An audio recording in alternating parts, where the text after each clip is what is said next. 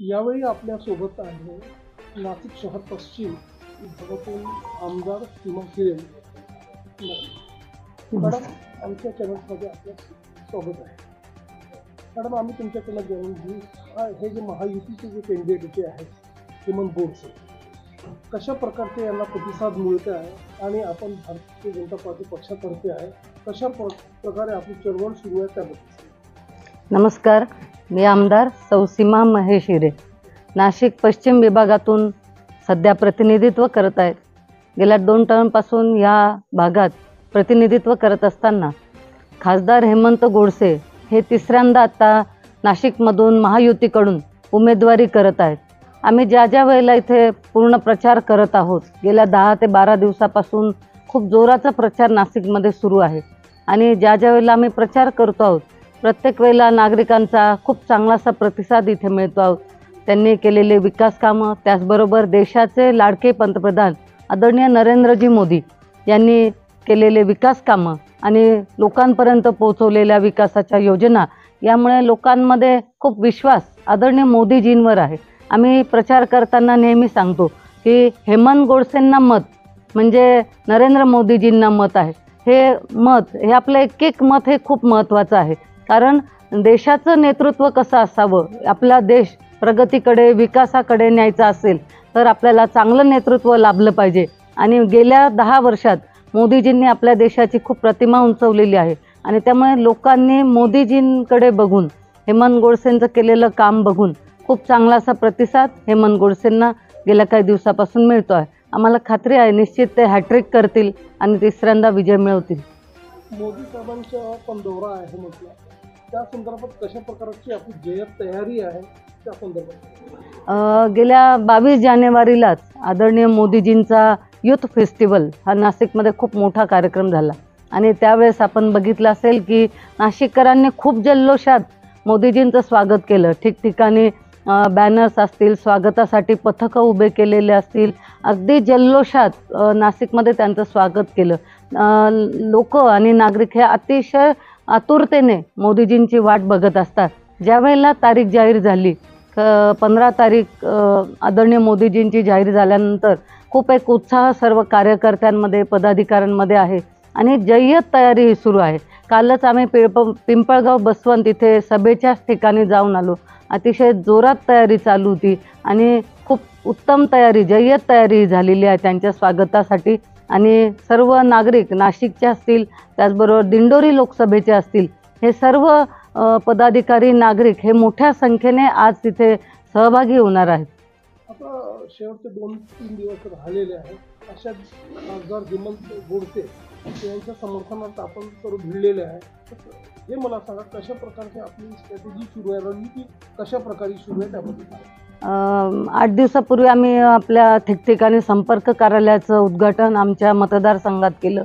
मग सातपूर असेल, सिडको असेल, ह्या दोन्ही ठिकाणी त्यांचं कार्यालय उघडलं. त्यामुळे कार्यकर्त्यांना सहज तिथे जाऊन काय प्रचाराच्या संदर्भात माहिती आहे किंवा एकत्र येऊन काय स्ट्रॅटेजी करायची हे सगळं ठरवता येतं. त्याचबरोबर चौक सभा असतील, आज ठिकठिकाणी चौक आहेत आणि त्या चौकात कार्यकर्ते आहेत. त्या ठिकाणी त्यांनी जाऊन पत्रकं वाटणं, चौक सभा घेणं हे त्यांनी तिथे केलेलं आहे.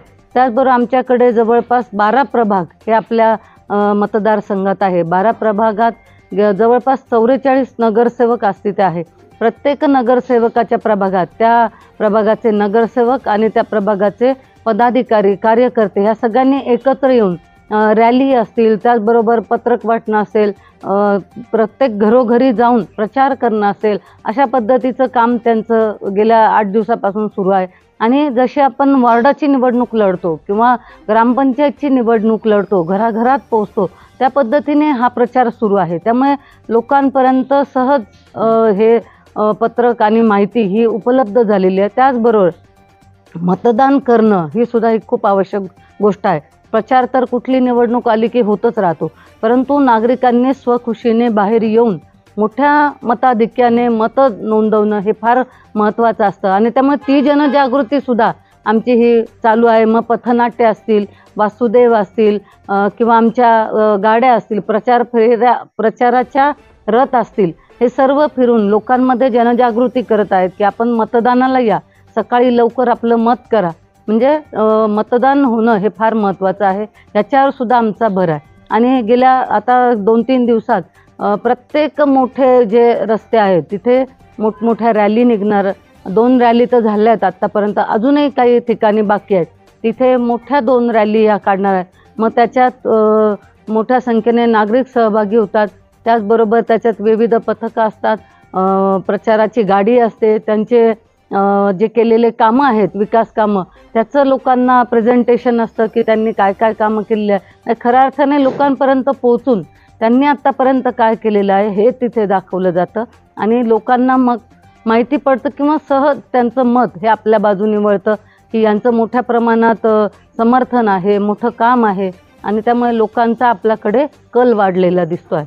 एकंदर चित्र बघता इथे या क्षेत्रात काटेरी संघर्ष आहे. महायुती आणि महाविकास आघाडीमध्ये काटेरी संघर्ष सुरू आहे. अशात आपल्या मॅनिफेस्टो जे आहे बरेचसे आपण हे केलेले आश्वासन दिलेले आहे येथील जनतेला, तर कशा प्रकारे ते पार पडलं त्यामध्ये? गेल्या 5 वर्षापासून म्हणजे मी तर 10 वर्षापासून प्रतिनिधित्व करते, पण 5 वर्ष आदरणीय देवेंद्रजी फडणवीस हे मुख्यमंत्री होते.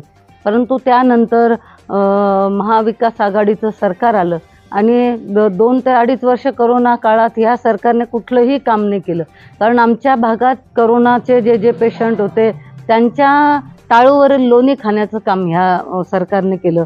करोनामध्ये औषधांचे पैसे खाल्ले असतील किंवा मेडिकलच्या क्षेत्रात जिथे जिथे त्यांना घोटाळा करता येईल ते घोटाळे त्यांनी केले. धान्य लोकांपर्यंत पोचले. म्हणजे खूप प्रचंड प्रमाणात त्रास जनतेला ह्या महाविकास आघाडीमुळे झाले. आश्वासनं खूप दिले पण कुठलेही आश्वासनं पार पडलेले नाही. त्याचबरोबर मुख्यमंत्री स्वतः हे कुठेही फिरले नाही. त्यांनी फक्त फेसबुकवरून लोकांशी संवाद साधला. परंतु आमचे नेते देवेंद्रजी फडणवीस हे स्वतः करोनाच्या कक्षात गेले. जिथे जिथे भेट देता येईल तेवढ्या जास्तीत जास्त ठिकाणी महाराष्ट्रात त्यांनी भेट दिली, ऑक्सिजन दिले, औषधं दिले, लसीकरण केलं, धान्य दिलं. खूप मोठ्या प्रमाणात मदत आदरणीय देवेंद्रजींकडून सत्ता नसताना जिथून जिथून त्यांना उपलब्ध करून देता येईल त्यांनी ती करून दिली. आणि त्यामुळे जनतेलाही आधार वाटला की हाच नेता आपल्याला तारू शकतो किंवा आपल्याला आधार देऊ शकतो. आणि त्यामुळे त्या 2-2.5 वर्षात केलेलं काम देवेंद्रजींचं हे फार महत्त्वाचं होतं. त्यानंतर पुढच्या काळात ज्यावेळेला महायुतीचं सरकार आलं म्हणजे एकनाथजी शिंदे हे मुख्यमंत्री झाले, देवेंद्रजी फडणवीस हे उपमुख्यमंत्री झाले आणि अजित पवार हे उपमुख्यमंत्री झाले.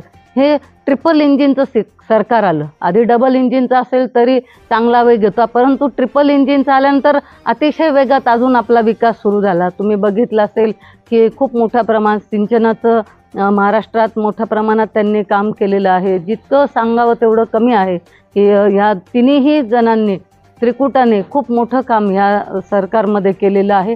आणि त्यामुळे विकासाचा रथ हा खूप जोरात असल्यामुळे प्रत्येक भागात काही ना काही काम म्हणजे गेल्या 2.5 वर्षाचा बॅकलॉग आधीचं महाविकास सरकारने काहीही केलेलं न काम आणि 2.5 वर्षातलं ह्या सरकारचं काम हे जर आपण समोर बघितलं तर आपल्याला दिसेल की अतिशय उत्तम काम या सरकारने केलेलं आहे. जनतेला गोर गरीब वंचित दलित पीडित महिला शेतकरी कष्टकरी कामगार या सगळ्यांपर्यंत हे सरकार पोहोचलं.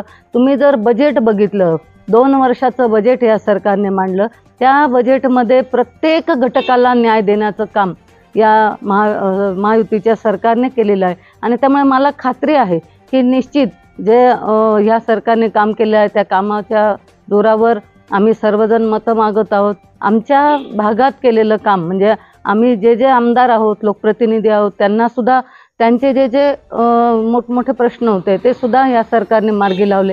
आणि त्यामुळे लोकांनाही माहिती आहे की हेच सरकार आपलं काम करू शकतं, आपल्याला तारू शकतं. आणि त्यामुळे या जोरावर आम्हाला चांगलं मताधिक्य मिळेल अशी मला खात्री आहे. आपल्या आमदारकीच्या नेतृत्वात बरेचसे विकास कार्य झालेले आहेत. आपली प्रतिमा पण खूप उंचावलेली आहे. अशात मला सांगा इथे महाराष्ट्रामध्ये एकंदर बघता महाराष्ट्रामध्ये किती सीट येणार आहे BJPला, काय आपलं टार्गेट आहे त्याबद्दल? हे महाराष्ट्रातनं आहेत सध्या, त्यामुळे निश्चित जेवढी संख्या आहे ती पूर्णपणे गाठेल. म्हणजे अगदी मला तर वाटतं एक सुद्धा यातनं कमी होणार नाही. आणि जे उमेदवार दिलेले मला वाटतं ते सगळे तावून सुलखून या नेत्यांनी दिलेले आणि त्यामुळे त्यांच्याकडे बघून मला वाटतं पूर्ण संख्या ही आपले ते गाठणार. त्याचबरोबर आम्ही आता सध्या नारा देत आहोत की अबकी बार 400 पार, म्हणजे हे टार्गेट आहे आमच्या पुढे की आम्हाला 400चं टार्गेट गाठायचं आहे. आणि त्यामुळे आम्ही प्रत्येकाला देखील हे सांगतो. आज आपण बघितलं असेल, राजस्थान असेल, छत्तीसगड असेल, अशा ठिकाणी सुद्धा आज मोठ्या संख्येने आपल्यावर लोकांनी विश्वास ठेवून तिथे आपली सत्ता आलेली आणि त्याला माहिती आहे. म्हणून आम्ही प्रत्येकजण जीवाची बाजी करून, रक्ताचं पाणी करून आम्ही सर्वजण प्रचार करत आहोत. आणि आम्हाला खूप खात्री आहे, खात्री नव्हे विश्वासच आहे की हेमंत गोडसे हे खूप मोठ्या मताधिक्याने निवडून येतील. त्यातही मागच्या वेळी जी निवडणूक झाली त्यात आमच्या मतदारसंघात जवळपास 1.25 लाखाचा लीड होता. त्यांना सगळ्यात जास्त लीड हा माझ्या मतदारसंघात होता. आणि त्यामुळे ह्याही वेळेला मला खात्री आहे की त्याचे रेकॉर्ड ते यावेळेस मोडतील आणि त्याचे पुढे जातील.